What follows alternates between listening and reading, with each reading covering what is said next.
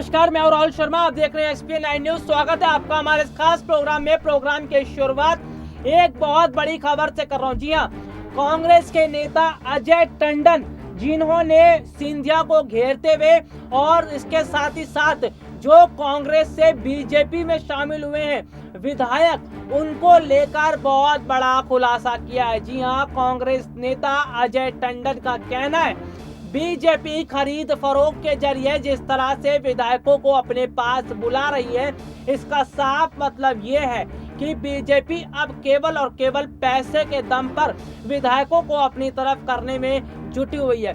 दरअसल बीते दिनों पहले एक रैली के दौरान एक जनसभा हुई, जहां पर बाकायदा अजय टंडन ने लोगों से बात की और सबसे बड़ी बात है, अजय टंडन ने बीजेपी के खिलाफ जमकर उन्होंने गुस्सा उगला और इसके साथ ही साथ ये भी बताया कि बीजेपी अब किस तरह से खरीद फरोख्त पर उतर आई है और किस तरह से वो कांग्रेस के नेताओं को तोड़ने के लिए उन्होंने जो कोशिशें की हैं, विधायकों को जो तोड़ा है पैसे देकर, ये बात छुपी नहीं है। आपको बता दूं, कुछ समय पहले बीजेपी में शामिल हुए राहुल सिंह लोधी, उन्होंने भी ये बात कही थी कि किस तरह से बीजेपी अब मिनी कांग्रेस बन चुकी है और बाकायदा पैसों के जरिए मोटी रकम दी जाती है विधायकों को अपने पास बुलाने के लिए। राहुल सिंह लोधी, जिनका जो है मध्य प्रदेश में बीजेपी के अंदर बड़ा प्रभुत्व है, उन्हें बड़ी जगह मिली हुई है।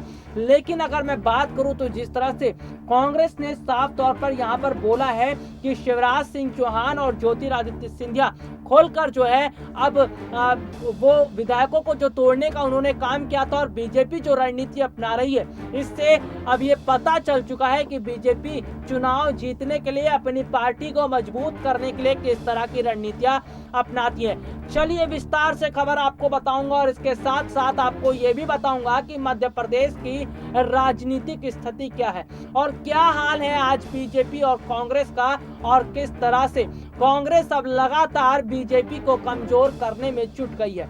दरअसल अगर मैं बात करूं तो फिलहाल कांग्रेस की तरफ से कमलनाथ और दिग्विजय सिंह दोनों ने मोर्चा संभाल लिया है और कांग्रेस पार्टी की स्थिति को मजबूत करने में तो जुटे हैं। इसके साथ ही साथ उन्होंने कांग्रेस के अन्य नेताओं को भी काम पर लगा दिया है। वो कांग्रेस के नेता जो कुरेद कर बीजेपी के सच को सामने ला रहे हैं, वो कांग्रेस के नेता जो बीजेपी के खिलाफ है, बीजेपी की ऐसे सच्चाई जनता को बता रहे हैं जिससे जनता भी जानकर बहुत ज्यादा हैरान हो चुकी है। खैर, ये तो कांग्रेसी नेता है, लेकिन खुद कांग्रेस से बीजेपी में शामिल हुए राहुल सिंह लोधी ने जब यहां तक कह दिया कि आज बीजेपी मिनी कांग्रेस बन चुकी है और बाकायदा मोटी रकम के जरिए विधायकों को खरीदा जाता है, तो अब जो है वो पूरी तस्वीर ही सामने आ जाती है। तो ऐसे में अगर मैं बात करूं तो अजय टंडन ने जो कल जो रैली की और इस दौरान अगर बात की जाए तो खबरें मेरे पास यहां तक सामने आई कि इसमें कमलनाथ बाकायदा मौजूद थे। हालांकि कमलनाथ कुछ घंटों की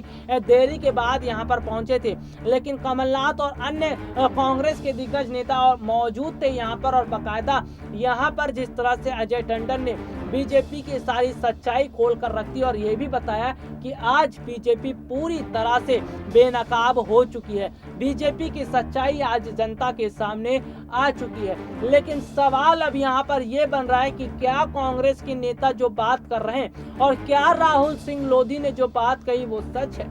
क्या वाकई में अब बीजेपी पैसों का इस्तेमाल करके विधायकों को खरीदने का काम कर रही है? क्या वाकई में अब बीजेपी अपनी स्थिति को मजबूत करने के लिए पैसों का इस्तेमाल कर रही है?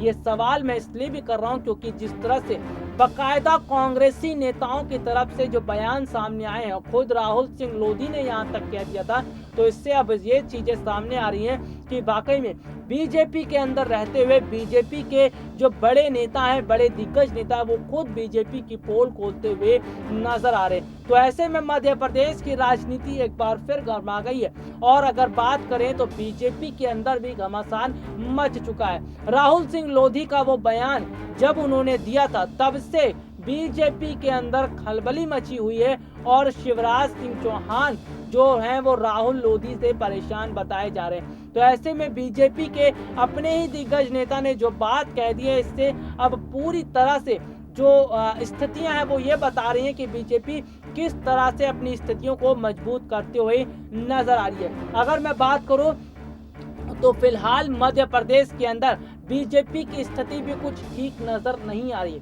जी हाँ, दरअसल ये बात मैं इसलिए बोल रहा हूँ क्योंकि जिस तरह से अभी तक देखने को मिला है, ज्योतिरादित्य सिंधिया ने जो भी रैलियां करने का प्लान अभी तक बनाया, उस पर बकायदा बीजेपी के अपने ही नेताओं ने पानी फेरा। इसके अलावा अगर मैं बात करूं तो सिंधिया ने जो रैली करने की स्थिति जो बनाई, जो उन्होंने एक कुनबा अपना मजबूत करने की जो कोशिश की और अपनी शक्ति दिखाने की कोशिश की, बकायदा बीजेपी के ऐसे बहुत सारे नेता हैं जिन्होंने सिंधिया के काम में अड़चन डालने की कोशिश की। तो ये बातें भी किसी से छुपी नहीं है।